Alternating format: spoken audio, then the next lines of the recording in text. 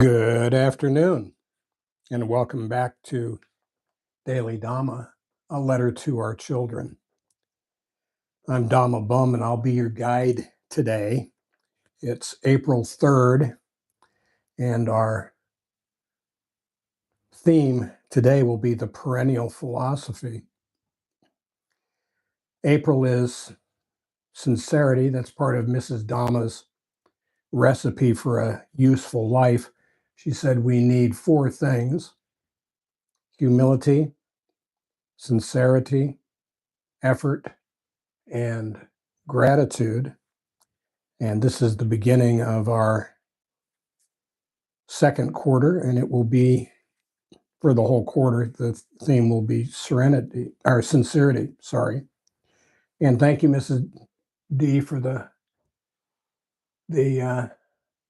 hey, Mr. G, thank you. And thank you, thanks for the sound check. And Mrs. D, thanks for the flowers, as always. We want to wish a happy birthday to one of our favorite people, and you know who you are. We're not going to embarrass you on the interweb or anything like that, but happy birthday, many happy returns, and we just love you to bits. Thanks for being in our life. Fridays, we look at making amends, repairing relationships, and restoring our practice. And we would encourage people to check out the description box for today's episode and for previous episodes as well. There's information that may be useful. In about 24 hours, there will be a closed caption option available, and that comes with a transcript. It takes about a day, and we do guided meditation in the hopes that participants will pick up enough ideas and enough pointers and enough motivation to do this on your own bat. And so if you, as usual, we start with the samatha, which is serenity. We do that for the first half, and then we move to panya, or wisdom. It always goes in that direction. First we get serene, then we wise up. Wisdom never arises from a mind in turmoil. And so with that, on my mark,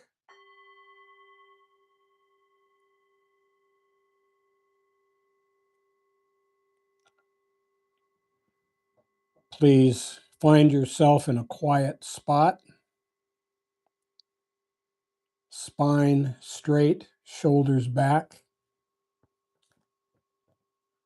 Lower your chin towards your chest. Let your hands rest easily in your lap or on your thighs or your knees. Close your eyes and your mouth gently and imagine a ball of white light, an inch or two, 3 to 5 centimeters beneath your nostrils. And inhale through your nose. Watch it go down past your heart to your stomach and back out the same way.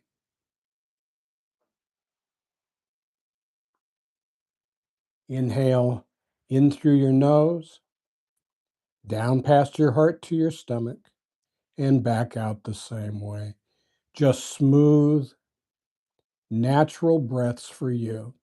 Don't worry about how fast or how deep.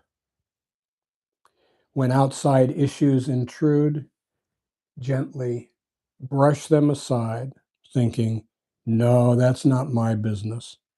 I'm focused on my breath as I breathe in through my nose. Watch it go down past my heart to my stomach and back out the same way.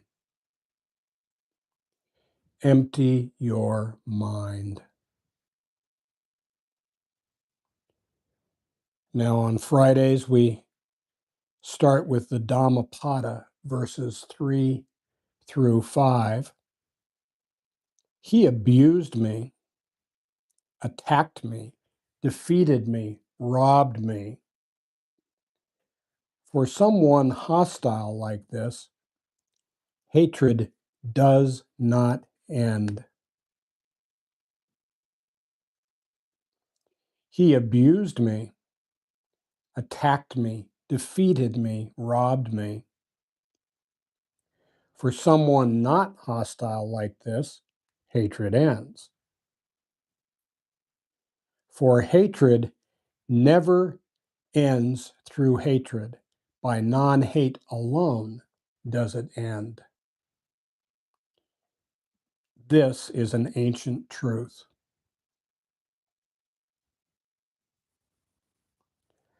So we are taught that our thoughts lead to our moods, our delusions, our obsessions. And it is true that we do not believe what we see what we believe. This is why we should believe good things.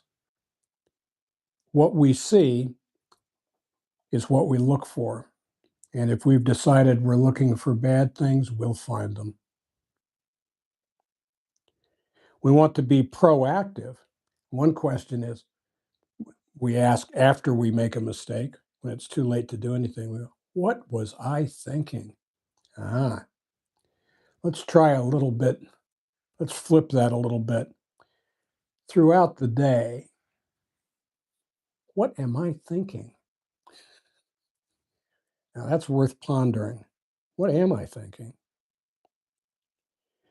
Today in our meditation, we meditate, as always, to calm our mind and tame our heart.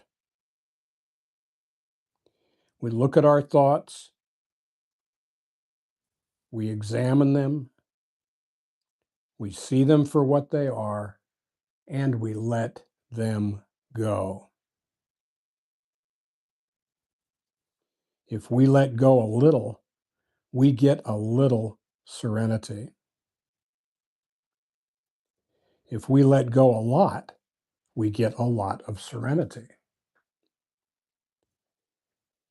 And if we let go completely, that is, if we accept life on life's terms, just the way it is, we find complete serenity.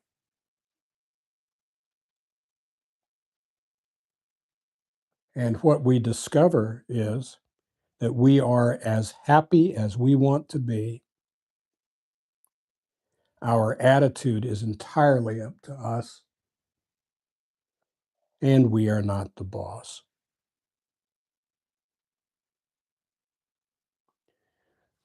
Say a word about the human condition. Our life consists of 5 khandhas or clinging aggregates, and they are the body, our feelings, memories and perceptions,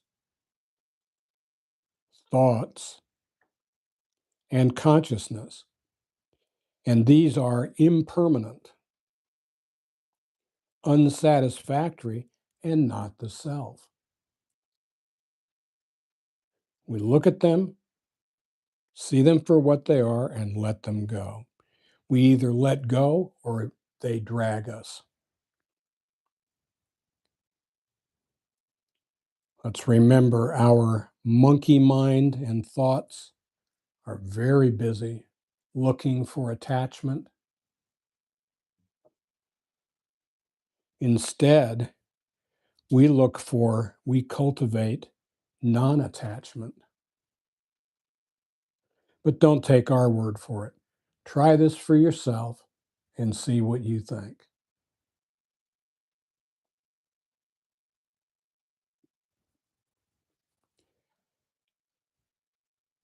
As meditators, we have 3 duties: mindfulness, collectedness, and contentment. Mindfulness. In this group, we follow the ball of light. We listen to the Dhamma talk, not to get attached to the Dhamma talk, but to let the words seep in to our consciousness. collectedness, or you could say concentration. When outside thoughts intrude, when, not if, they will intrude, we gently brush them aside, thinking, no, that's not my business. I'm focused on my breath as I breathe in through my nose, down past my heart to my stomach, and back out the same way. And our last duty is contentment. We have a responsibility to be content, to be happy, to be copacetic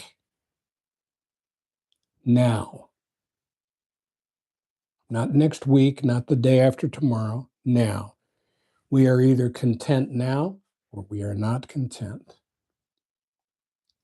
If we are restless, irritable, and discontent now, then we are restless, irritable, and discontent people.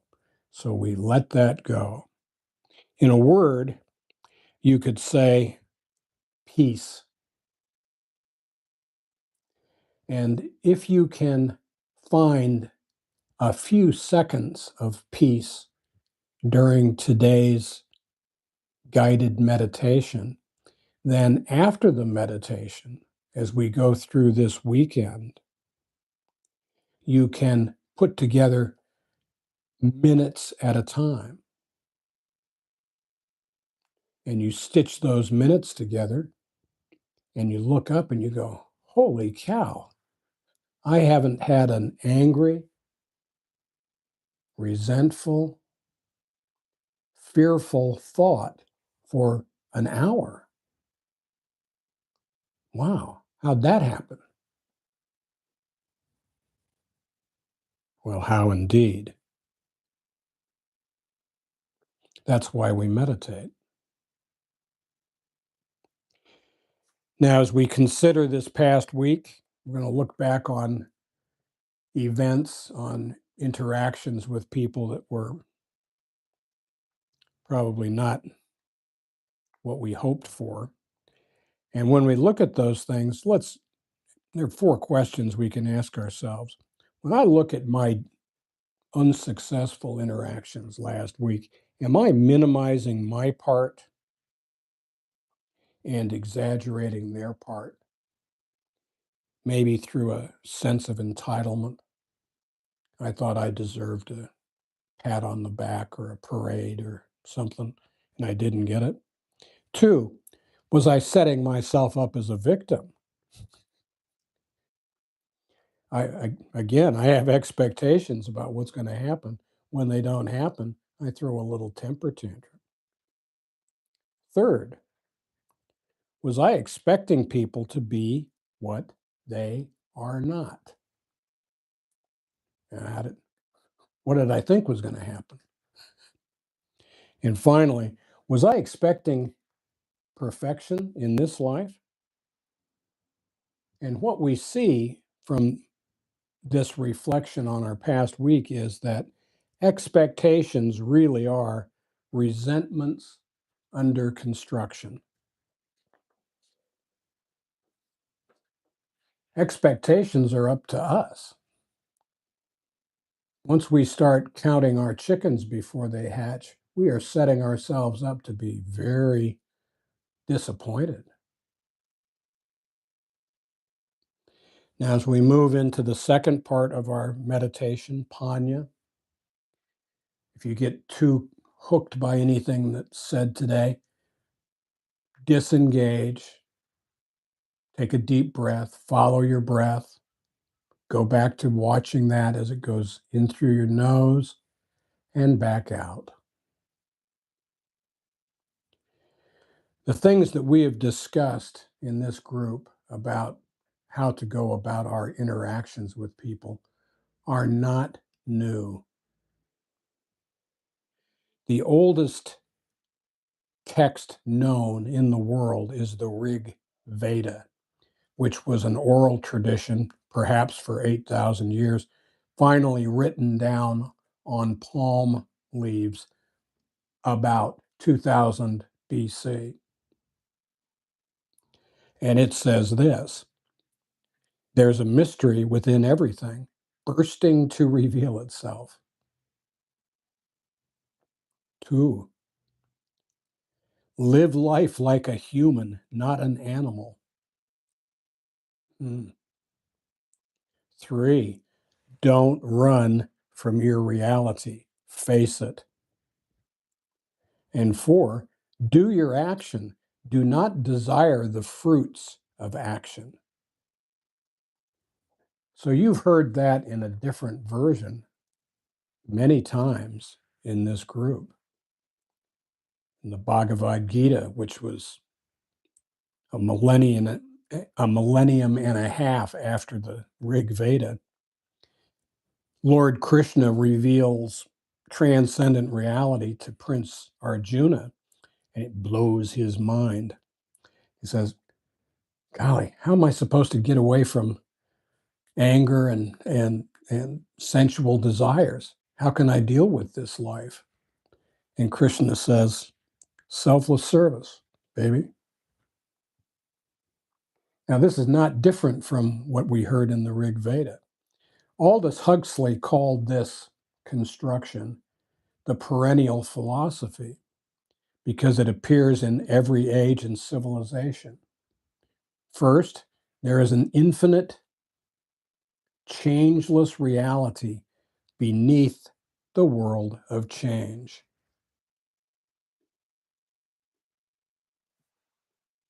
Second, this same reality lies at the core of every human personality.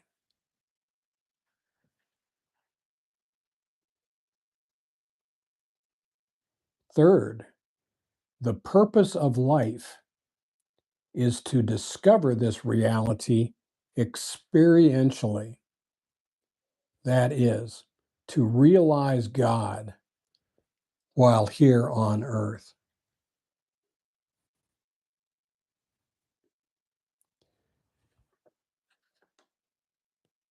And it all starts with our thoughts.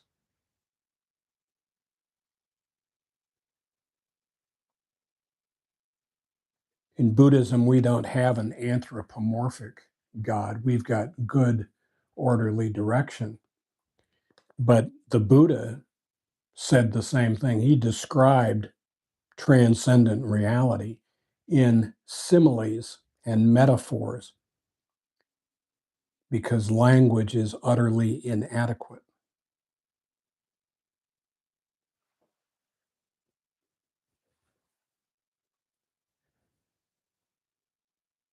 He wasn't the last. That was maybe 400 BC. The Judeo-Christian uses a thing called via negativa. So instead of describing what God is, it describes what God is not. The Jewish scholar Maimonides in the 12th century talked about this. St. John of the Cross in the 15th century talked about it, and they said the same things. So whether it's Hindus and Buddhists or Jews and Christians, they describe an ineffable reality in remarkably similar terms. What they tell us is that God is not hatred, nor fear. God is not anger. He's not resentment, self-pity, or envy.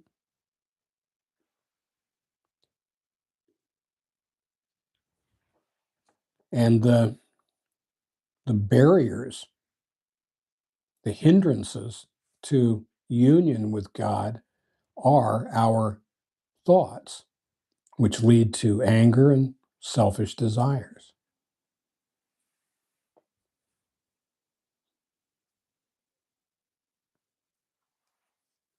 We become what we think.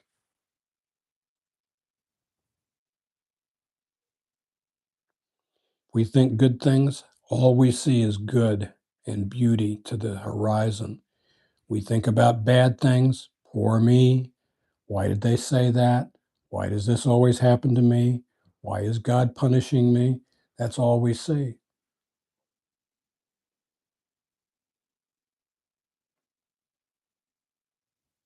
So it's up to us. What do we pay attention to?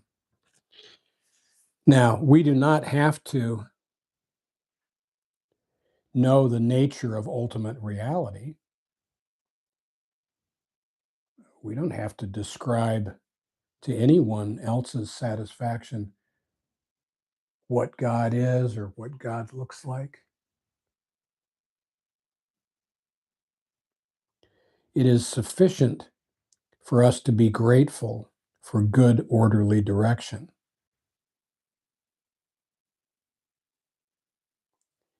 In order to see things more clearly, including ourselves, we often need a new point of view,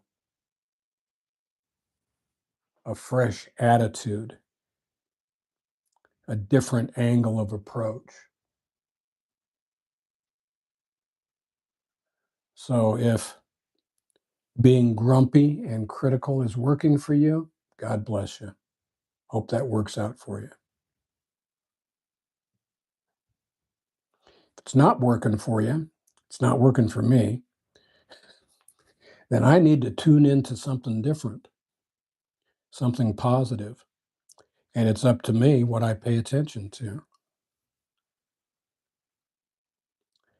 The noble ones tell us that we attain oneness by selfless service to God and our fellows. And selfless service is simply putting others and God before ourselves. Think of our partner, think of our children, think of our parents, think of our comrades throughout life. How do we do this? And if we can be of service, then we're okay. And if we can't be of service, if we're just thinking of ourselves, we will have a heart that's 2 sizes too small, just like the Grinch who stole Christmas.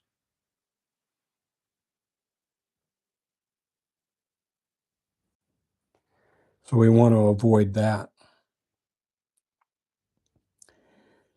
We can't make other people do things. There is no shame in not being loved. No shame in that. The shame is in not loving. So we want to focus on our actions, not other people. If we are loving and kind, that's what we can do.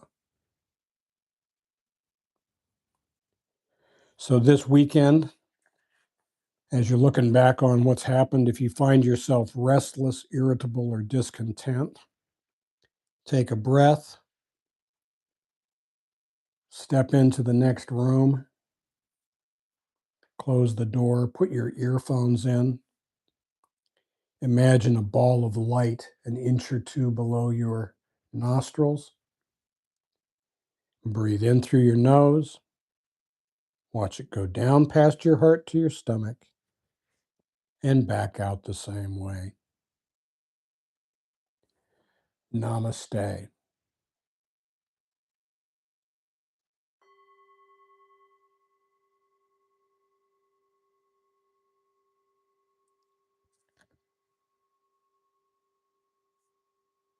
Okay.